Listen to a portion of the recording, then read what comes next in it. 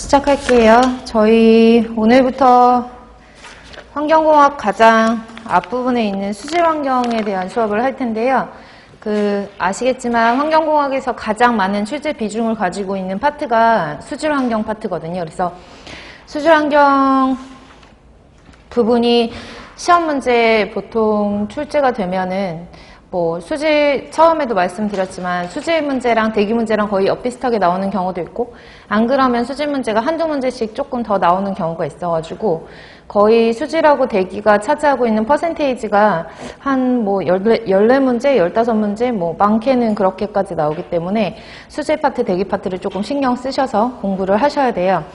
그래서 시작하기에 앞서 일단 제가 어떻게 이제 제 강의를 들으시는 분들의 수준? 어쨌든 어떤 기준을 가지고 수업을 해야 되는지를 좀 생각을 해봤는데, 처음 공부하시는 분들도 당연히 계실 테고, 한 2번, 3번 이렇게 듣는 분들도 계시기 때문에, 얼마큼 이렇게 이해도를 조금 쉽게 설명을 해야 되나 생각을 하다가 처음 들으시는 분들을 기준으로 해서 설명을 드리도록 할게요. 그러니까 본인이 알고 계시는 부분 같은 경우에는 패스하고 넘어가셔도 되고, 모르시는 분들은 좀 신경 쓰셔가지고 차근차근 기초부터 한다고 생각하시면 될 것 같아요.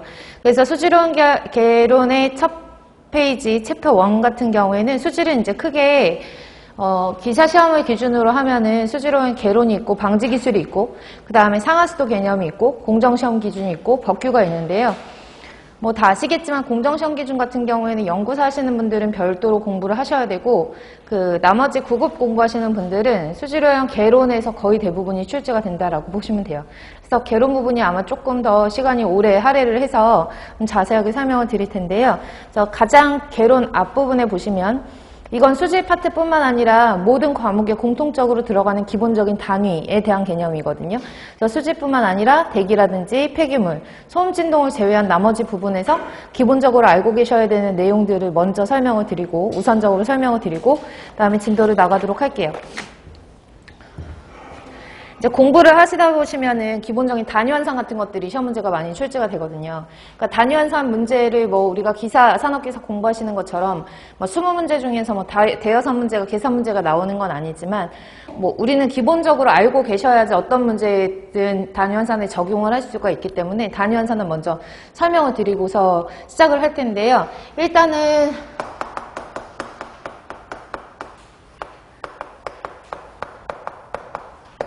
수질오형 기초라고 할게요. 수질오형 기초라고 해서 제일 첫 번째로 말씀드릴 거는 기본적으로 알고 계셔야 되는 원소 주기율표는 기호나 원소 기호나 아니면 여러분들이 알고 계셔야 되는 원자량 정도는 있거든요. 그래서 다 화학 시간에 다 공부하셔가지고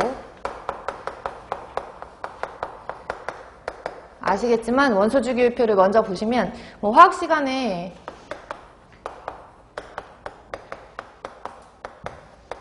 너무 막 썼나?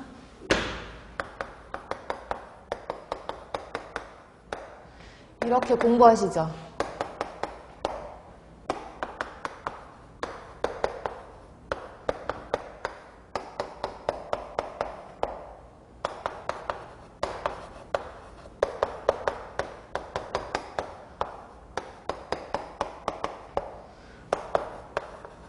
이렇게 공부하시잖아요. 화학 시간에. 그쵸? 1쪽부터 해서 18쪽까지 해서 족, 주기 이렇게 따져서 화학 시간에는 공부를 하실 텐데, 사실 환경공학에서는 족과 주기의 의미가 그렇게 크게 의미가 없어요. 기본적인 개념으로 할로겐족 원소는 맨 마지막에 있는 18쪽 같은 경우에는 반응성이 조금 없고 반응성 안정화 물질이고 이런 것들의 특징들은 알고 계시면 좋겠지만, 환경공학을 공부함에 있어서 크게 우리가 족, 주기는 의미가 없거든요. 그래서 저는 원래는 이렇게 안 쓰고 그냥 수열리베 분탄지 순서대로 1번부터 20번까지만 알아두세요 라고 말씀을 드리거든요. 그래서 1번부터 20번까지 제가 나열을 한 거고, 1번부터 20번을 제외한 나머지 것들 중에서도 원소 기호를 보면은 그 원소 기호를 읽을 수 있을 정도의 수준만 되시면 될 것 같아요. 예를 들어서 이걸 이외에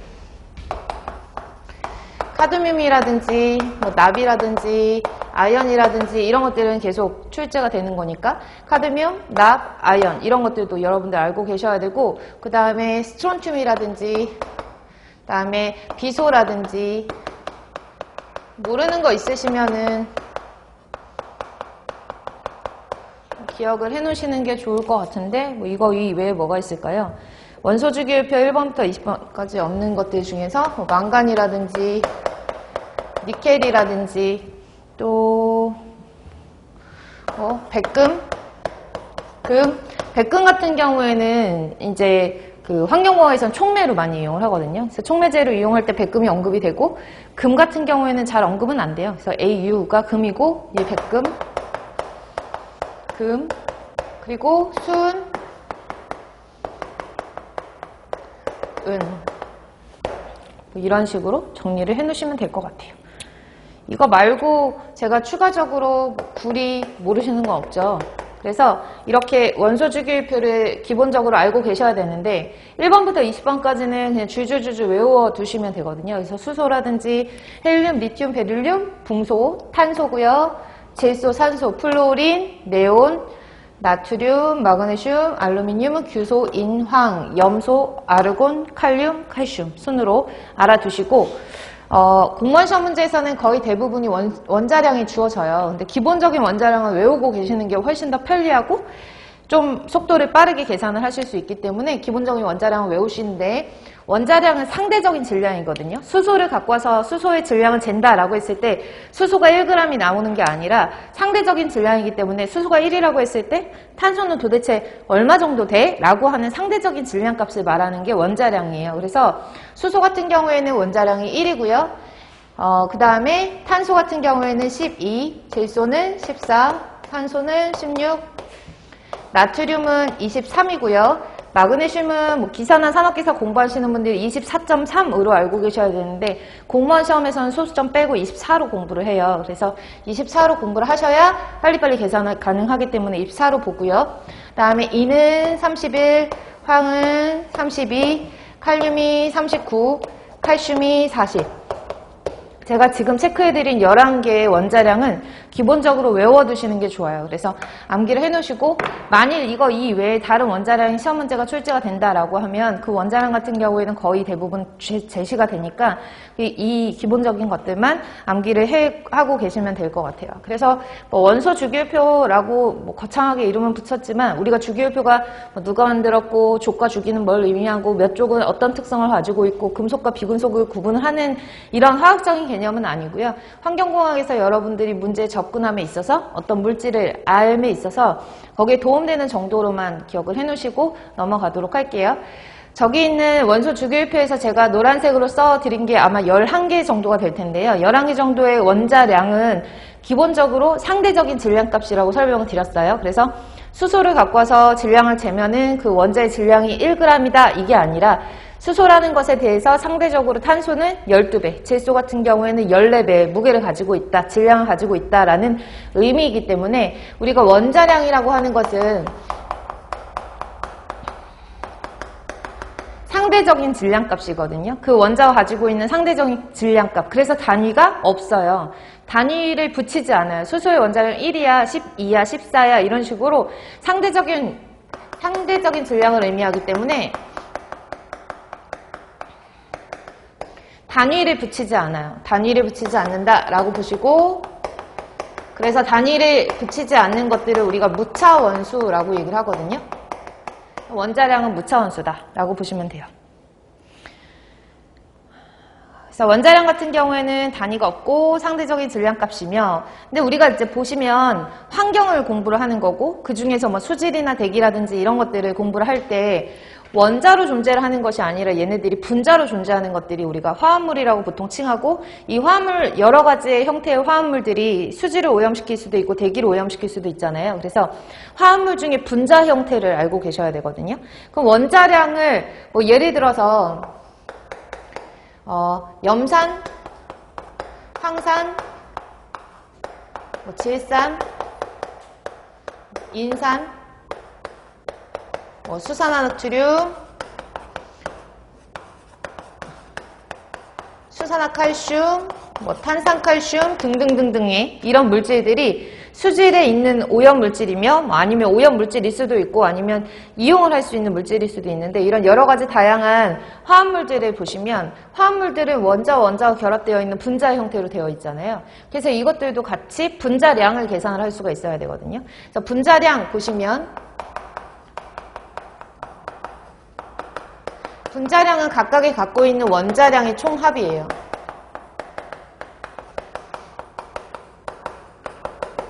맞죠? 원자량의 총합으로 단위를 붙이지 않는 원자량을 합한 것이기 때문에 분자량도 단위가 없는 무차원수예요. 분자량이 뭐 그램을 붙인다, 분자량이 미리그램을 붙인다 이것들은 편의상 우리들이 사용하기 편하게 하기 위해서 단위를 붙이는 거지 원래 원자량으로부터 기인한 분자량 같은 경우에는 단위가 없어야 정상이거든요. 그래서 분자량도 마찬가지로 단위를 붙이지 않는 무차원수이다라고 알아두시면 돼요. 그럼 염화수소부터 해볼까요? 대기 파트에서는 염화수소, 기체를 얘기할 때 염화수소라는 명칭을 쓰고요.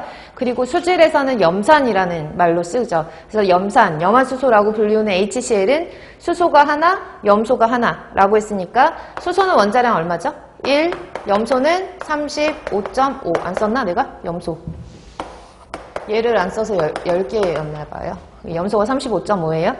쟤는 소수점 자르지 말고 볼게요. 왜냐하면 염소는 원자로 존재하는 게 아니라 거의 분자로 존재하기 때문에 Cl2 하면 71이거든요. 그래서 쟤는 35.9 그대로 넣어서 염화수소 염산에 해당하는 거는 36.5의 분자량을 가질 수가 있고요. 됐죠? 그 다음에 H2SO4 같은 경우에는 1짜리의 원자량을 가지고 있는 게 총 2개. 그래서 1짜리가 2개. 황은 얼마예요? 원자량이 32. 산소는 16짜리가 4개 되셨나요? 그래서 원자량을 각각의 원자량 합하면 98이 되고요. 질산 볼까요? 질산, 인산, 황산, 염산 이렇게 부르거든요. 그래서 질산 같은 경우에는 수소가 1, 질소가 14, 산소가 16짜리가 3개 계산하시면은 48에다가 15 더하면 63이 되겠네요. 됐죠? 그리고 HPO4, H3PO4인데 죄송해요. H3PO4 인산이에요. 인산. 그래서 H3PO4라고 하는 인산은 1짜리 원자량을 가지고 있는 수소가 3개 있고요. 원자 수가. 그 다음에 인이 31이고 산소가 16짜리가 4개 있고요. 잘 나오진 않지만 저 그냥 계산하려고 지금 하는 거거든요. 그래서 16짜리가 4개 있으면 얼마지? 64? 31 더하면은 5, 9, 95에다가 3 더하면은 98이네요. 그쵸? 98. 그 다음에 수산나트륨 볼게요. 수산화 나트륨. 읽으실 때에는 OH부터 읽어주시고, 그 다음에 앞으로 넘어가서 읽는 거예요. 그래서 수산화 나트륨, 수산화 칼슘 이렇게 부르는 거죠. 수산나트륨은 나트륨이 23, 산소가 16, 수소가 1, 계산하시면 40 나올 테고, 칼슘 볼까요? 칼슘이 40이고, 가로 안에 있는 OH가 총 2개라는 얘기거든요.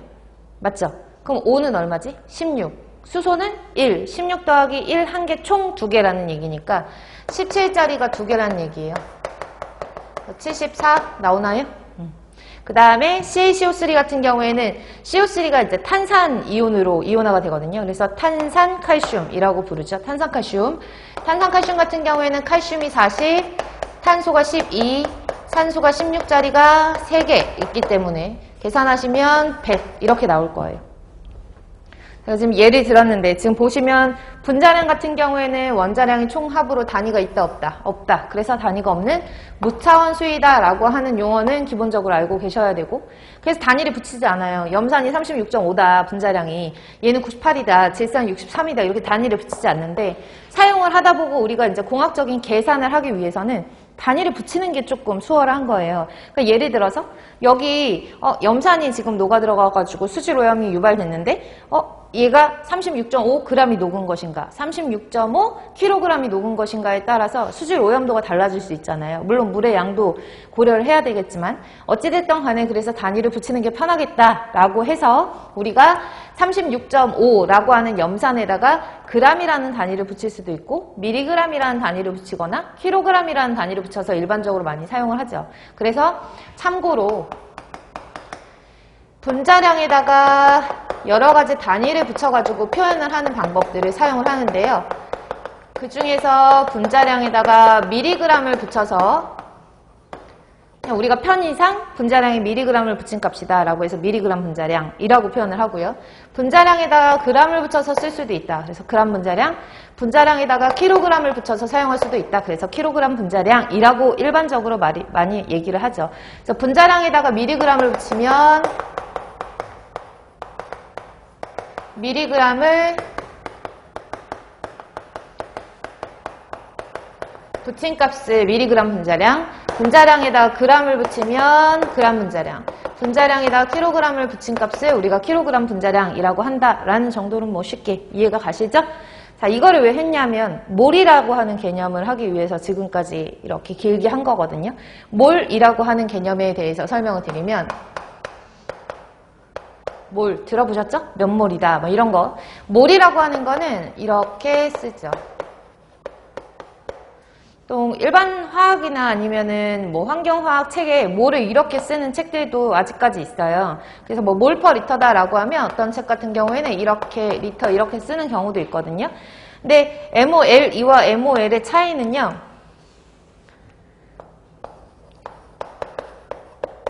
이걸 차이라고 보시면 돼요. 5m를 이렇게 써도 되고 5m를 이렇게 써도 되잖아요. 얘는 플레임이 되는 거고 얘네는 단위가 되는 거니까 원칙적으로 우리가 여기서부터 저기까지 3m야 라고 했을 때 이렇게 안 쓰고 이렇게 쓰잖아요. 그것처럼 MOL이라고 쓰는 게 일반적으로 통용되는 단위라고 보시면 되고요. MOL이는 플레임이라고 보시면 돼요. 그럼 1몰에 해당하는 그 정의, 몰이라고 하는 게 뭐냐 하면 화학 시간에는 6.023 곱하기 10의 23개 입자를 의미한다라고 공부를 하셨을 거예요. 그렇죠? 6.023 곱하기 10의 23개 입자를 의미하는 몰에 대한 개념은 화학적으로 공부를 했을 때는 그런 개념을 가지고 있지만 환경과학적으로 몰이라고 하는 개념은 질량의 개념이라고 알고 계시면 돼요. 예를 들어서 1몰에 해당하는 개념 설명드릴게요. 앞으로 몰이라고 하는 개념은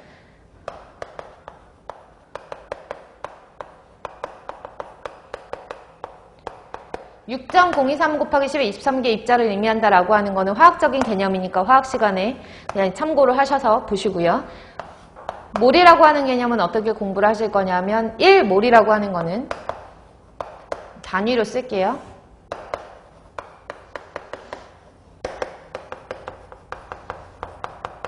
이렇게 공부할게요. 1몰은 그램 분자량이다. 뭐라고요? 1몰은 그램 분자량이다. 이 개념만 알아두시면 몰에 대한 개념이 조금 어느 정도 잡히실 거예요. 1몰은 그램 분자량이다 라는 얘기는 뭐냐면 화학적으로 1몰에 해당하는 거는 6.023 곱하기 10의 23개 입자를 의미하는데 그 값이 분자량에다가 그램 붙일 값이다. 이렇게 생각을 하시면 돼요. 예를 들어서 염산, 황산 저기 계산해놓은 거 있으니까 뭐 질산 이렇게 있대요. NaOH까지만 할게요. 이 네 가지의 물질의 1몰에 해당하는 값, 1몰에 해당하는 값, 1몰에 해당하는 값을 구하려고 해요. 그럼 1몰은 분자량에다 뭐 붙이라고요? 그램 붙이라 그랬으니까 분자량 36.5에다가 그램 이렇게 표시를 하는 거예요.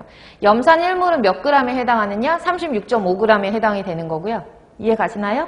자, 황산 1몰은 98g에 해당하는 거고 질산 1몰은 63g, 수산화나트륨 1몰은 40g 이렇게 표시를 하는 거라고요. 아셨죠? 그러니까 예를 들어 이렇게 쓰는 거죠. 수질 오염됐대요. 여기 물 1리터에 NaOH가 녹아서 오염이 됐는데 이 NaOH가 몇 몰 녹아있냐면 1몰 녹아있대요. 40g 녹아있다는 얘기예요.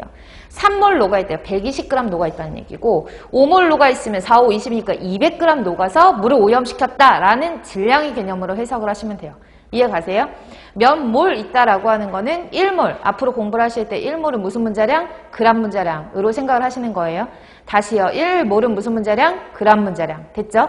1몰에 대한 개념을 아셔야 당량에 대한 개념이나 몰농도에 대한 개념을 쉽게 이해를 하실 수가 있으니까 1몰에 해당하는 개념은 그램 분자량. 여기다 조금 이따 덧붙일 건데 일단 1몰은 그램 분자량으로 알고 계시는 거고 그램이라는 단위가 있으면 밀리그램이라는 단위도 있고 킬로그램이라는 단위도 있잖아요. 그쵸? 이런 것처럼 앞에다가 접두어를 뭐를 붙이냐에 따라서 얘네 배량을 결정을 할 수가 있거든요. 킬로라는 접두어를 붙이면 그램보다 10의 3승 크다라는 의미예요. 그쵸? 맞잖아요. 1kg이 10의 3승 g이니까 1000g이니까 g보다 더 큰 단위를 말하는 거고 미리그램 같은 경우에는 g보다 더 작은 단위를 말하잖아요. 10의 3승 작다라는 걸 의미하기 때문에 앞에 접두어가 뭐가 붙는지에 따라서 얘네 배량이 달라져요. 그러면 1몰이라는 게 있고 그람 분자량이라고 하면 나 그람 분자량 말고 미리그람 분자량이라고 하고 싶은데 그럼 미리그람 분자량이라고 써주고 아닌데 나는 킬로그람 분자량이라고 하고 싶은데 그럼 킬로그람 분자량으로 쓸 수도 있어요. 됐어요? 그럼 미리라고 하는 접두어는 그람보다 10의 3승 작다라는 걸 의미하는 거기 때문에 나도 몰 말고 몰 앞에다가 뭐를 붙여? 미리를 붙여서 10의 3승을 똑같이 작게 해주면 같은 단위가 되는 거예요. 그래서 1몰은 그람 분자량, 1 미리몰은 미리그램 분자량, 1 킬로그램 분자량은 1 킬로몰이 되겠죠. 되셨죠? 그래서 1몰과 1m몰과 1km몰 이렇게도 표시를 할 수가 있고 각각의 분자량에 그 접두어를 붙인 분자량의 값을 붙여주시면 돼요. 그래서 1몰에 해당하는 개념만 알고 계시면 나머지 것들은 다 해당이 된다라는 거 아실 수가 있겠죠? 그리고 여기서 덧붙여서 설명을 드릴게요. 기체, 우리가 지금 공부하고 있는 건 수질을 기본으로 하기 때문에 수질에 해당하는 물질들은 거의 대부분 액체상의 물질이나 고체상의 물질들이 수질 오염을 유발을 해요. 근데 조금 있다가 우리는 환경공학이라고 하는 전반적인 환경의 내용을 공부를 하는 거기 때문에 대기 파트도 나오는데 대기를 오염시키는 대기 오염 물질들은 기체 오염 물질이죠. 입자상 물질도 있지만 그래서 보통 기체상에 있는 물질 중에 기체상에 있는 물질들이 1몰이 있다, 2몰이 있다, 3몰이 있다 라고 표현을 하기도 하거든요. 그러면 대기오염 물질 중에 그런 기체상의 물질은 1몰이 있다 라고 하는 거는 기체 종류에 상관이 없이 1몰에 해당하는 기체 부피, 그 기체 부피는 볼게요. 이만한 똑같은 공간이 있어요. 공간이 있다라는 얘기는 같은 부피라는 얘기거든요. 그쵸? 같은 부피 안에서 이 같은 공간 안에서 여기에다가는 산소, 수질에서도 많이 나오는 산소 1몰을 집어넣고요. 여기는 수질에서 가스 나오는 거는 메테인 가스 많이 나와요. 그래서 우리 흔히 이제 정식 명칭은 메테인으로 변경이 되었는데 메탄이라고 많이 알고 있죠. 그래서 저는 메테인을 왔다 갔다 할게요. 그래서 메탄 가스 같은 경우에 1몰이 있고 그다음에 여기는 만약 오존이 있다고 할게요. 되셨어요? 1몰을 넣었어요. 그럼 우리가 지금까지 배운 것 중에서는 요 공간 안에 산소가 1몰이 있어? 그럼 산소는 32g이구나. 이렇게 나올 수 있죠. 맞죠? 산소 하나가 16이고 16이 분자 상태로 존재하니까 32g. 됐죠? 여기는 메탄이 있구나. 메탄은 16g이 있구나. 1몰에 해당하는 거 이 안에 들어가 있는 메탄의 질량이 16g이구나. 알 수 있죠?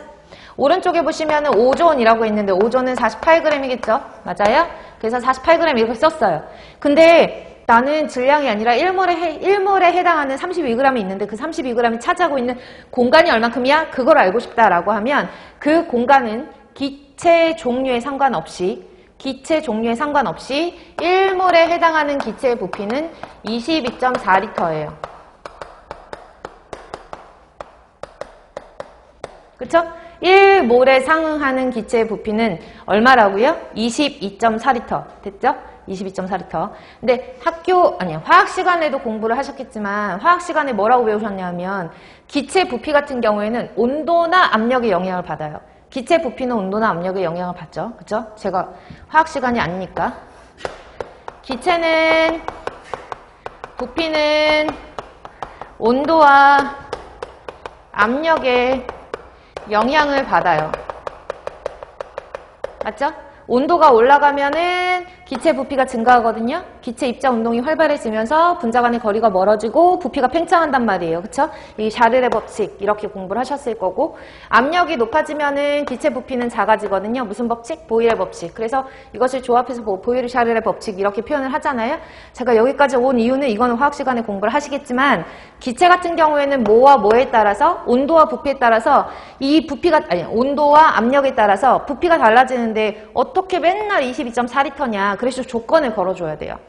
몇 도씨? 0도씨. 몇 기압? 1기압 하에서. 0도씨 1기압 하에서의 기체 부피, 1몰에 해당하는 기체 부피는 항상 기체 종류에 상관없이 22.4L다라고 하는 개념을 알고 계셔야 되는 거죠. 그래서 22.4L, 22.4L, 22.4L라고 하는 개념은 밑에 전반적으로 몇 도씨, 0도씨, 몇 기압, 1기압 상태인 표준 상태라고 얘기를 하거든요. 표준 상태라고 얘기를 하는 것을 의미를 하는 것. 아, 온도나 압력이 나왔으면 부피가 변할 수 있으니까 그 온도나 압력을 일정하게 고정을 시켜놓고 그 상태에서 기체 부피를 말하는구나 라고 보시면 되고, 이때 이 표준 상태를 우리가 흔히 뭐라고 얘기를 하냐면 스탠다드 상태라고 얘기를 하고, 뭐와 뭐가 표준 상태이냐, 템퍼러처와 프레셔, 온도와 압력이 표준 상태를 말한다. 그래서 온도, 압력 표준 상태를 0도씨 1기압 상태를 말한다 라고 해서 간혹가다 문제 풀다가 STP 상태예요. 그러면 0도씨 1기압 상태에 기체 부피를 적용을 하라는 거구나, 이렇게 기억을 해놓으시면 돼요. 정리되시나요? 다시 정리할게요. 자, 1몰에 해당하는 기체 부피 볼게요. 1몰은 무슨 문자량? 앞으로 그람 문자량이에요. 1몰은 무슨 문자량? 그람 문자량. 1m몰은 무슨 문자량? 미리그람 문자량이고 1km몰은 킬로그람 분자량으로 알고 계시면 돼요. 1몰에 상응하는 그 기체 양으로 우리가 얘기를 할 때는 그 기체 양은 기체 종류에 상관없이 0도씨 1기압 표준 상태에서 몇 리터라고 그랬죠? 22.4리터예요. 됐죠?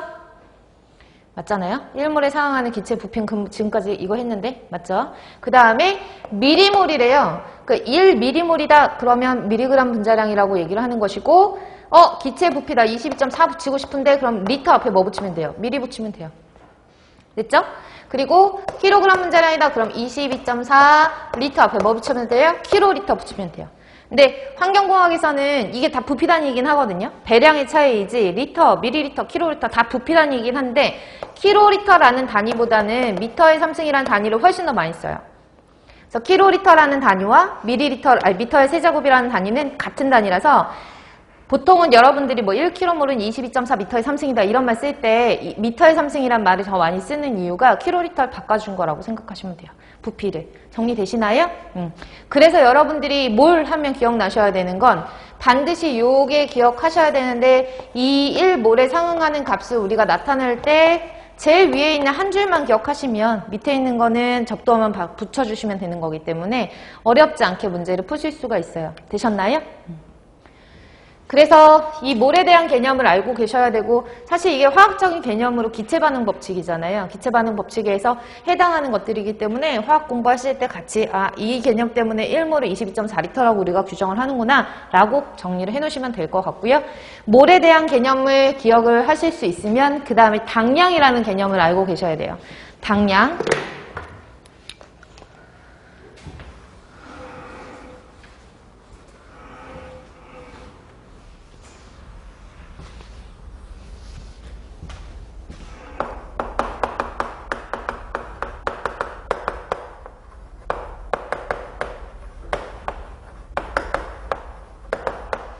당량도 영어로는 equivalent라고 얘기를 하거든요.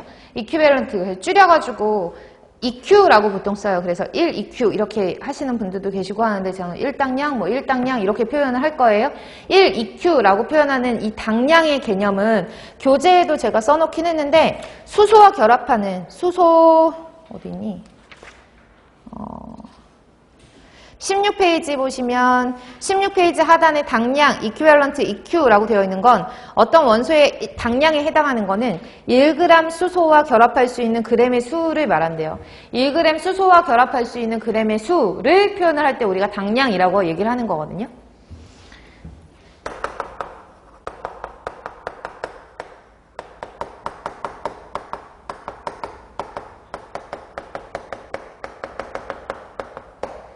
(1g) 수소와 결합할 수 있는 그램수 이렇게 표현을 하는데, 그람 문자량 이렇게 표현을 그램수라고 할게요. 이렇게 됐나요? 네, 원리는 모르셔도 돼요. 얘는 이제 제외하고 그냥 당량에 대한 개념으로 보시면 돼요. 당량이라는 개념은 공부하실 때 노르말 농도라고 들어보셨을 거예요. 그 노르말 농도 때문에 당량을 공부를 하는 거거든요. 그래서 수소라고 하는 거는, 수소는 1가라는 거 아세요? 조금 이따 제가 당량 설명하면서 다시 한번 말씀드리겠지만, 수소는 1가이기 때문에 수소와 결합하고 있는 물질이 가수에 따라서 얘네들이 가수, 산화수, 원자가라고 하는 걸로 나눠줘야 돼요. 조금 더 쉽게 말씀드리면, 앞으로 공부하실 때 1몰은 뭐라고 공부하시라고 그랬죠? 그람 문자량. 다시요. 1몰은 그람 문자량. 1당량이다 라고 하면 1당량이다 라고 하면 분자량에다가 그람을 붙인 값에 가수를 나눠준다 라고 공부를 할게요. g이라고 붙여준 값에다가 가수를 나눠준다. 그래서 가수라고 하는 개념은 산화수에 대한 개념과 같고요. 보통 여러분들이 알고 있는 원자가의 개념과 같아요. 원자가의 개념과 같다라고 보시면 되죠. 됐나요? 전자를 몇 개를 잃고 전자를 몇 개를 얻느냐에 따라서 가수가 정해지잖아요. 산화수가 정해지는데 그 가수의 개념을 나눠준 값이 1당량에 해당하는 값이라고 생각하시면 돼요. 1당량은 다시요. 그람 분자량 나누기 가수 외우실 수 있죠. 가수라는 거는 1가다 그러면 1, 2가다 그러면 2, 마이너스 2가도 절대값으로 대입하는 거라서 2라는 수치를 넣어줘요. 그래서 여기는 절대값이기 때문에 그리고 정수예요. 다 1, 2, 3 이렇게 되거든요. 1, 2, 3, 뭐 4 이렇게 된다고 해볼게요. 그럼 얘는 단위가 없어요. 1당량에 해당하는 걸 계산을 하더라도 g이라는 값만 남거든요. g이라는 값. 맞아요? 그래서 1당량에 해당하는 건 그람 분자량 나누기 가수를 하더라도 몇 g이라고 남기 때문에 1g의 수소와 결합할 수 있는 g수라고 표현을 하는 거예요. 됐죠? 마찬가지로 1당량 앞에 밀이라고 하는 접두어를 붙여주고 싶다라고 하면 분자량을 뭘로만 바꿔주면 돼요? 밀리그램 분자량으로 바꿔주면 되겠죠? 그래서 분자량 앞에다가 밀리그램 분자량 앞에다 밀리를 붙여가지고 밀리그램 분자량 나누기 가수로 계산하시면 돼요. 됐죠? 여기서 여러분들이 가수, 산화수, 원자가에 대한 개념은 아마 화학 시간에 다 공부하지 않으시나요? 화학 공부하시죠? 그쵸? 뭐 어쨌든 환경직을 하시려면 환경공학이랑 화학은 기본적으로 하셔야 되니까 화학 시간에 아마 산화수, 원자가에 대한 설명을 들으셨을 거예요. 근데 저는 환경공학적으로 설명을 드리는 거니까 필요한 것만 암기를 할 거거든요. 산화수를 알게 되면 산화수, 원자가라고 하는 개념은 뭐 원소 주기율표에서 수소 있는 쪽은 플러스 1이고 그 다음에 그 두 번째 2족 같은 경우에는 플러스 2고 이거 이렇게 외우셨는지 안 외우셨는지 뭐 가르치는 선생님들마다 다 다르시니까 잘 모르겠지만 일반적으로 제가 이제 암기하라고 하는 가수의 개념은 몇 개만 조금 신경 쓰셔서 알아두시면 나머지들은 자연스럽게 좀 터득이 되거든요. 그래서 가수를 알고 계셔야 되는데 가수를 계산할 때에는 첫 번째 산이냐 두 번째 염기냐. 근데 산이나 염기 같은 경우에도 화합물의 일종이거든요. 화합물 중에서 산성의 특징을 가지고 있으면 산, 염기성의 특징을 가지고 있으면 염기 이렇게 얘기를 하는 거잖아요. 그래서 얘는 산이냐 염기냐 이렇게 구분을 하고 화합물이긴 한데 산성도 염기성도 아니야 라고 하면 그냥 우리가 화합물이라고 지칭한다라고 생각을 할게요. 그래서 가수 계산을 하는데 첫 번째로 산일 경우에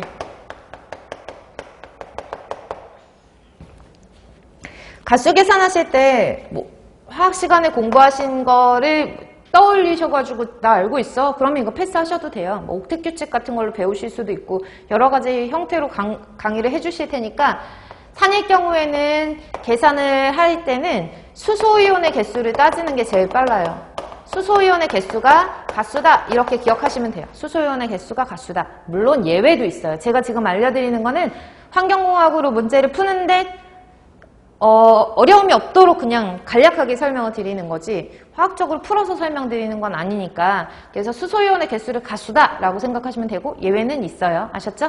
다 볼게요. 산일 경우에는 뭐 예를 들어서 염산, 그 다음에 황산, 질산, 그 다음에 인산, CH3COOH 다른 건 모르시더라도 CH3COOH는 알고 계시면 좋은데 화학식에 쓰는 명명법이 다르잖아요. 얘는 CH3COOH라고 쓰고 초산, 아세트산이라고 표현을 하거든요. 물론 너 탄소 2개 있으니까 C2, H 4개 있으니까 H4, O2 이렇게 쓰셔도 상관없어요. C2, H4, O2 이렇게 써도 상관이 없다고요. 근데 작용기를 표현하기 위해서 얘가 어떤 계열이야 라는 걸 알려주기 위해서 반응식을 저렇게 쓴 거거든요. 근데 우리가 환경공학에서 쓸 때에는 오른쪽에 있는 것보다 왼쪽에 있는 그 화학 명명법을 더 많이 쓰기 때문에 CH3COOH 라고 외워둘게요. 그래서 9급은 CH3COOH 초산, 아세트산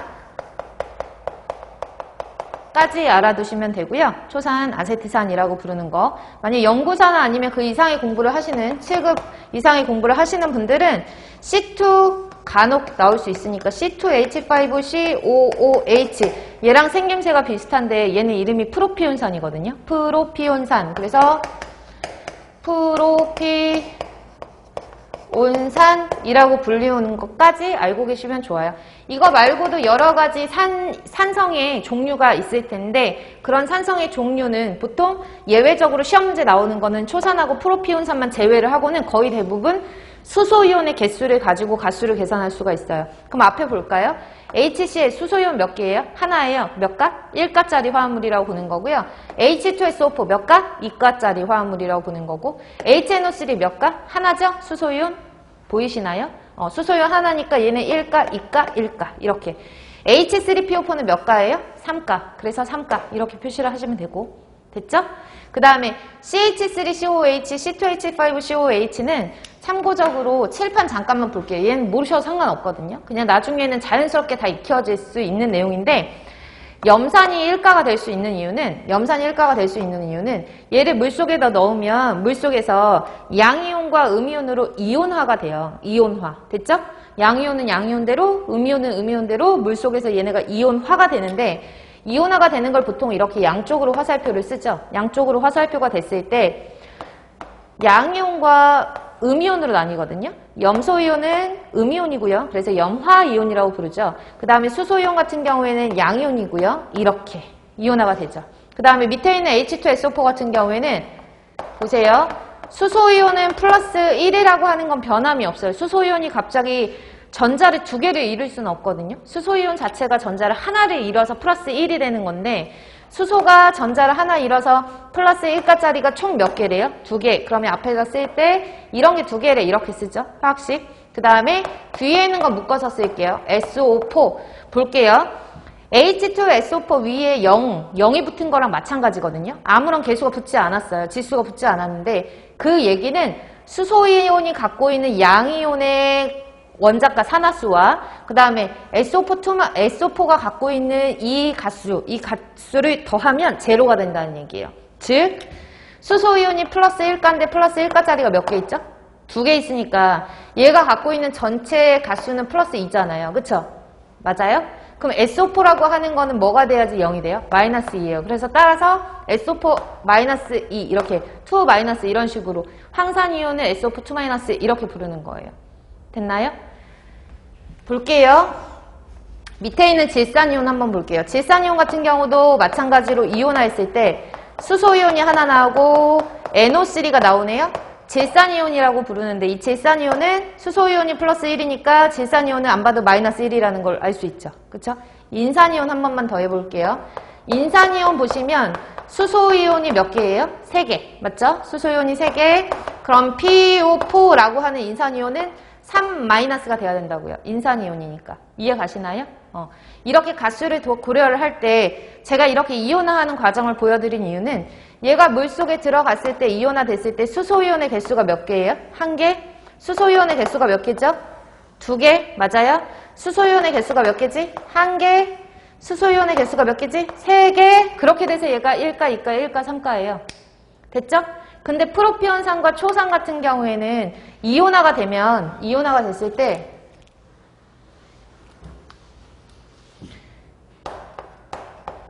보통 이제 규칙상으로 앞에 붙어 있는 게 거의 양이온이거든요. 뒤에 붙어 있는 게 음이온이고 이렇게 약속을 했는데 얘는 예외적으로 환경화에서 쓰는 것 중에 예외적으로 CH3, COO까지가 이렇게 나눠져요.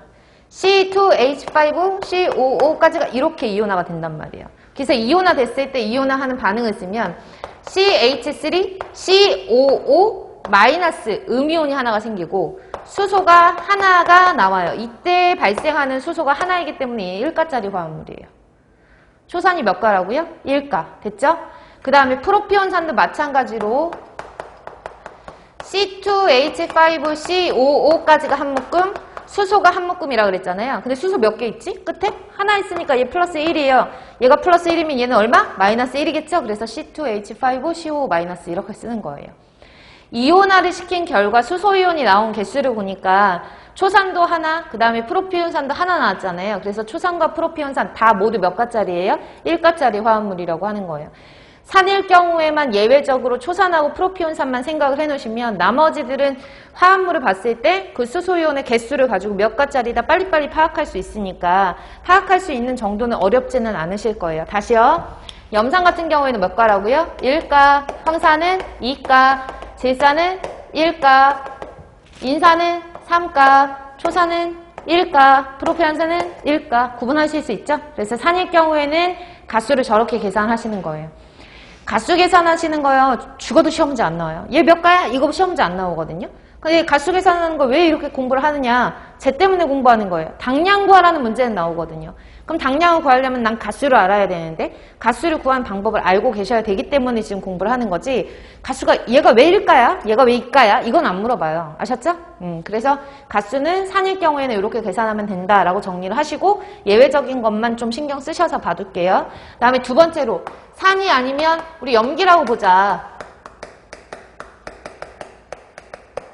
염기일 경우에는 보통 OH-가 붙어있는 게 염기성이 많거든요. 강염기성 같은 것들. 그래서 OH-의 수를 개수라고 보셔도 돼요.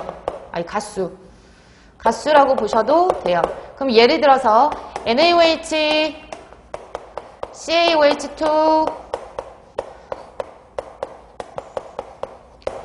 어떤 거 쓰다 보면은 왜 얘네는 이렇게 하나가 붙고 얘네는 왜 가로 열고 2개 붙고 얘네는 왜 3개 붙지? 이런 게 막 궁금하잖아요. 그 보시면 나트륨 같은 경우에는 플러스 1가고 OH는 마이너스 1가예요. 수산화이온이 마이너스 1가니까 OH-의 수가 가수가 되는 거거든요. 그러니까 별로 얘는 어려울 거 없어요. 이온화를 시켜도 마찬가지고. 염기일 경우에는 OH가 몇 개 있는지만 따지시면 돼요. OH만 몇 개 있는지만. 됐죠? 그래서 NaOH 그러면 얘는 몇 가짜리? 1가짜리. OH2 그랬으니까 몇 가짜리? 2가짜리. OH3 그러면 3가짜리가 되는 거고 예를 들어 이런 화합물들이 나왔을 때 CrOH3를 만약에 이온화를 했다라는 반응식을 만들어 볼게요. 반응식을 만들어 보면 크롬이 있고요. OH- 수산화이온이 마이너스 1가라는 건 변함이 없으니까 OH- 이온이라고 하는 수산화이온이 총 3개 있으니까 여기가 앞에다가 3에 붙어야 되고 그쵸? 그러면 수산화이온 쪽에 음이온이 가지고 있는 전체 산화수는 마이너스 3이 되잖아요. 이해 가시죠? 그럼 크롬은 여기서 말하는 크롬은 몇 가예요? 플러스 3 이렇게 계산을 할 수가 있는 거죠. 이해 가시죠? 그래서 뭐 이런 식으로 염기일 경우에 가수를 계산할 수 있어요. 가수 계산하는 거는 산일 경우와 염기일 경우를 제외하고 나머지들 제가 지금 여러분들이 쉽게 이해를 하시라고 이렇게 산, 염기 이렇게 나눠서 설명을 드리는 거고 사실은 교환되는 전자수를 가지고 우리가 가수를, 산화수를, 화합물의 산화수를 산정을 해야 되거든요. 근데 여기 산도 아니고 염기도 아니다라고 하면 우리는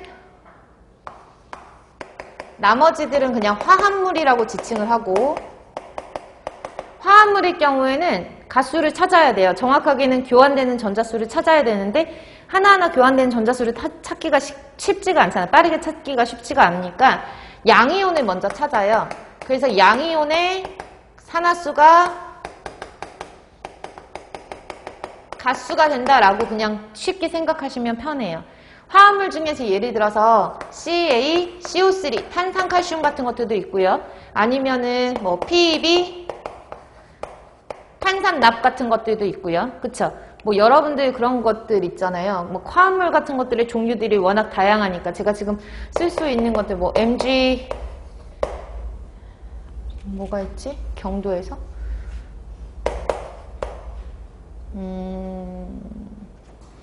이걸로 할게요. 이런 것들 됐나요? 이런 것들을 만약에 썼다고 할게요. 그러면 얘네들의 가수를 계산을 해야 돼요. 얘네 일당량이 얼마야? 라고 물어보면 얘 일당량 얼마지? 그람 문자량 나누기 가수인데 그람 문자량은 알겠는데 가수를 모르겠네? 하면 못 푸니까 가수를 빨리 찾아야 되는데 이런 물질들은 산이야? 그러니까 수소이온 없으니까 넌 산 아니야. OH 있어? OH 없으니까 염기도 아니야. 그러니까 OH 수나 수소이온의 수를 갖고 빨리빨리 가수를 계산을 할 수가 없다고요. 그러면 여러분들은 그럼 앞에 붙어있는 거 찾자. 왜? 앞에 붙어있는 게 대부분 뭐니까? 양이온이니까. 양이온을 찾아놓고 칼슘이 몇 가지, 납이 몇 가지, 칼슘이 몇 가지를 찾아보시면 돼요. 됐나요? 칼슘은요 플러스 이가고요. 납은 플러스 이가. 그 다음에 칼슘하고 납밖에 안 썼으니까 칼륨은 플러스 1가 뭐 이런 식으로 표현을 하는데 기본적으로 양이온은 찾았으면 양이온의 산화수를 알아야 풀 수 있잖아요. 그렇죠? 화학 시간에 다 공부하시겠지만 저는 유치하지만 이렇게 할게요. 그래서 양이온의 산화수 중에서 여러분들이 기본적으로 환경공학에서 알고 계셔야 되는 거는 몇 개 안 돼요. 그래서 이렇게 외울게요. 1, 수, 가, 나 이렇게 외울게요. 일수가나 이마가스. 저 빨리 지울 거예요. 전 창피해가지고 빨리 지우거든요. 그러니까 여러분들 빨리 머리에 넣고 빨리 지우도록 할게요. 1가짜리, 대표적인 1가짜리는 수소이온, 칼륨이온, 나트륨이온. 같은 족에 있는 애들이거든요. 같은 족에 있는 애들은 산화수가 똑같거든요. 그래서 수소, 칼륨, 나트륨 이런 것들이 대표적으로 환경공학에서 많이 나오는 1가짜리, 일수가나 이렇게 외워두시면 되고 이마가스 그러면 플러스 2가짜리 마그네슘, 이온, 칼슘, 이온, 스트론튬, 이온. 얘가 우리가 원소 주기율표에서 스트론튬이 1번부터 20번까지 들어가 있지 않아요. 근데 스트론튬 같은 경우에는 환경공학, 즉 수질에서 스트론튬이라고 하는 물질은 경도를 유발하는 물질로 알려져 있어요. 그래서 보통은 잘 언급되지 않는 원소이긴 하지만 수질 파트에서는 경도 유발 그럼 스트론튬이라는 용어가 나오고 간혹 가다가 이게 방사성 원소거든요. 그래서 방사성 원소에 해당하는 문제들 그런 것들이 지문에 나올 수 있으니까 읽어보시고 얘가 스트론튬이구나 이렇게 알아두셔야 돼요. 됐나요? 스트론튬 그래서 마그네슘, 칼슘, 스트론튬에 해당하는 거 그리고 여기는 쓰지 않았지만 여러분들이 대부분 알고 계시는 중금속들 있죠. 카드뮴이라든지 아연, 됐나요? 카드뮴, 아연, 납 이런 대부분의 중금속들은 다 거의 대부분 양이온, 이가이온이 많아요. 양이온, 이가이온. 됐죠?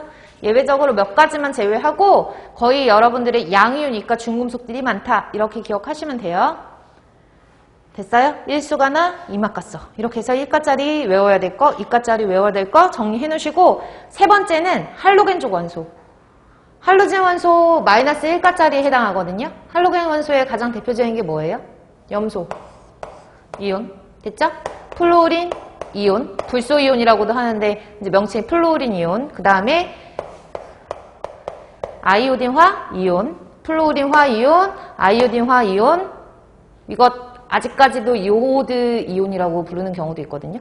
요오드화 이온. 그래서 요오드라고 불리우는 책도 아직까지 명칭이 바뀌지 않은 것도 있으니까 아이오딘이 옛날에는 요오드라고 불렀구나. 이거 알고 계셔야 돼요. 그리고 뭐 하나 있지? 브로민화 이온. 그래서 염소, 플루오린, 아이오딘, 브로민 이렇게 해서 네 가지 할로겐 원소 같은 경우에는 마이너스 1가에 해당하는 물질이고요. 대표적으로 빠지지 않고 나오는 건 산소예요. 산소 몇 가예요? 마이너스 2가. 요 정도만 외워두시면 거의 대부분 문제 풀 수 있거든요. 그래서 이 정도로만 알고 계시면 볼게요. 다시 화합물의 경우에는 양이온의 산화수가 가수래요. 양이온의 산화수 가수 칼슘 찾았고 납 찾았고 칼슘 찾았어요. 양이온 어디 있다고요? 앞에 붙어 있다고요. 그쵸? 정리되시죠? 그래서 앞에 붙어 있어요. 앞에 붙어 있는 거 그럼 얘가 몇 가지 찾아보면 칼슘, 이가, 납, 이가, 칼슘, 이가 이렇게 찾으면 되는 거예요. 됐나요? 그래서 화합물의 경우에는 이런 식으로 암기를 하시고 만약에 가수, 당량에서 시험 문제가 나온다 그러면 거의 지금 설명드린 네 번째 내용에서 시험 문제가 출제가 되는데요. 앞에서도 설명을 드렸지만 산화, 가수라고 하는 계산은요. 교환하는 전자수를 계산을 하는 거예요. 다 이거 교환하는 전자수예요. 교환하는 전자수인데 제가 여러분들이 쉽게 계산할 수 있게끔 이렇게 설명을 드린 거거든요. 근데 교환하는 전자수를 가지고 시험 문제가 출제될 때 딱 두 가지밖에 없어요. 다 산화제를 가지고 시험 문제가 출제가 되거든요. 산화제. 그럼 우리가 이제 수지를 공부할 때 산화제라는 개념은 상당히 중요한데 산화제나 환원제 같은 경우에는 교환하는 전자수를 좀 따져줘야 돼요. 그러니까 대표적으로 우리가 COD라고 하는 아직 공부를 안 했지만 COD라고 하는 건 화학적 산소 요구량인데 이 화학적 산소 요구량 COD를 실험할 때 사용하는 시약이 두 가지가 있어요. 대표적인 산화제가. 첫 번째는 과망한산 칼륨이라고 하는 KMnO4라고 하는 과망한산 칼륨. 이름 외워두셔야 돼요.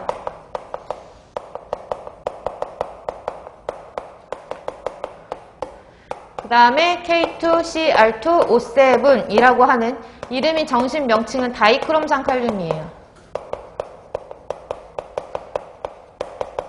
근데 이게 옛날 명칭이 중크롬산칼륨이라고도 하거든요.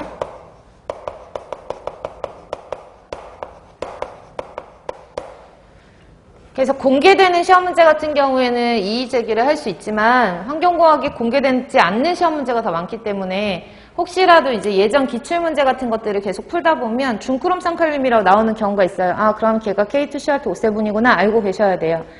명칭 자체가 KMNO4는 과망한산칼륨, K2CR2O7은 다이크롬산칼륨인데 얘네가 미리 설명드리면 COD 실험 시 사용하는, COD 실험할 때 사용하는 아주 중요한 산화제의 종류예요. COD 실험할 때 사용하는 산화제. 유기물이 있으면 물속에 이제 분해할 수 있는 유기물이 있으면 이 산화제를 넣어주면 이 산화제가 유기물을 분해를 시켜주는 거죠. 산화를 시켜주거든요. 이해 가세요? 그럼 보세요. 유기물이 이만큼 있었어. 그래서 내가 이거를 산화분해 시키려고 이런 약품을 KMNO4를 넣어줬어요. KMNO4라는 과망한산칼륨이 엄청 많이 들어가네? 엄청 많이 소비가 되네? 라는 얘기는 유기물이 엄청 많네? 라는 걸 뜻하는 거예요. 그래서 이 산화제의 소비량을 가지고 얼마만큼 유기물이 있는 거야? 라고 하는 걸 간접적으로 측정하는 걸 우리가 화학적 산소 요구량이라고 하는 COD로 우리가 얘기를 하는 거거든요. 이것은 우리가 유기물의 측정 지표를 할 때 다시 한번 설명을 드릴 테니까 KMNO4랑 K2CR2O7이 나오면 COD 실험할 때 사용하는 거구나. 요거는 알고 계시고 미리 한번 들어놓으시라고요. 어쨌든 간 KMNO4 같은 경우 과망한산칼륨 같은 경우에는 결론을 먼저 말씀드릴게요. 외워두시는 게 좋아요. KMNO4의 산화수는요 5가라고 외워두시고요. K2CR2O7이라고 하는 다이크롬산칼륨은 6가라고 외워두시는 게 빨라요. 그래야 빨리 풀 수 있어요. 됐나요? 그러면 얘가 물속에서 이온화가 되면 제가 다 이온화가 되는 과정에서 제가 교환된 전자수를 계산한다 그랬잖아요. 이온화가 되면 망간 같은 경우가 이가로 남거든요. 망간이 이가로 남아요. 그럼 볼게요. 칼륨이 몇 가인 줄 아세요? 칼륨? 칼륨 몇 가예요? 일수, 가, 나 이렇게 창피함을 무릅쓰고 일수, 가, 나 이렇게 알려드렸잖아요. 칼륨 플러스 1가네. 그쵸? 산소 몇 가예요? 산소? 산소는 마이너스 2가거든요. 그럼 마이너스 2가짜리가 몇 개 있지? 4개 있으니까 얘가 의미하는 바가 마이너스 8이네요. 그쵸? 그럼 KMNO4에 칼륨은 플러스 1, 산소는 마이너스 8. 그 중간에 있는 게 뭐가 돼야지? 0이 돼요. 플러스 7이 돼야 되죠. 망간은 여기서 플러스 7이 돼요. 과망간산칼륨 안에 있는 망간은 플러스 7가예요. 근데 이 망간이 이온화가 돼서 수중에서 망간 혼자 존재할 때 다 이온화가 돼가지고 떨어져 나가고 망간 혼자 존재할 때 망간이 몇 개냐 하면 플러스 2가짜리 망간이 남거든요. 존재를 해요. 그러면 과망간산칼륨 안에서는 전자를 7개를 잃은 망간이 존재를 했지만 여기는 전자를 5개를 얻어가지고 플러스 2가가 됐잖아요. 그러니까 교환되는 전자수가 몇 개가 교환이 됐죠? 5개. 그래서 5가예요. 됐죠? 이해 가시나요? 헷갈리실 수 있으니까 뭐 전자 이런 것들은 화학 시간에 한 번씩 들으셨는데 혹시나 모르겠으면 다시 한번 화학 복습을 하시고요. 저는 제가 가르쳐 드릴 때는 교환되는 전자수를 가지고 따진다. 과망한산칼륨 안에 있는 망간을 계산을 해보니 플러스 7가인데 망간이 이온화돼서 물속에 존재하는 망간의 기본적인 형태는 플러스 2가더라. 그래서 교환된 전자수 개수의 차이가 몇 개가 있느냐? 5개의 차이가 있더라. 그래서 5가 이렇게 기억하시면 된다고요. 됐죠? K2CR2O7이라고 하는 다이크롬산칼륨이라고 있어요. 이 다이크롬산칼륨 같은 경우에는 이온화를 하면 크롬이 2개가 나와요. 그럴 수밖에 없죠. 크롬이 이렇게 2개가 나올 수밖에 없죠. 여기 안에 2개가 있으니까 크롬이 2개가 나와요. 몇 가 형태로 존재를 하냐면 3가 형태로 존재를 해요. 3가 형태. 이해 가시나요? 그럼 볼게요. 자, 칼륨이 몇 가예요?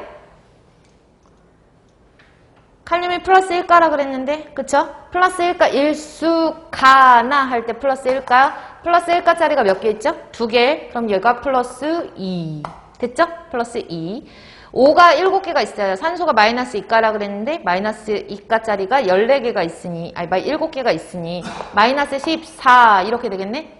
그럼 얘네 다 더해가지고 0이에요. 왜 0인 줄 알아요? 어떻게 0인 줄 알아요? 0이 아니면 K2CR2O7 마이너스 1 이런 식으로 위에 뭐가 붙어야 돼요. 근데 얘가 아무것도 안 붙었다는 얘기는 0이란 얘기고 0이란 얘기는 각각의 산화수를 다 더했을 때 제로가 된다는 얘기거든요.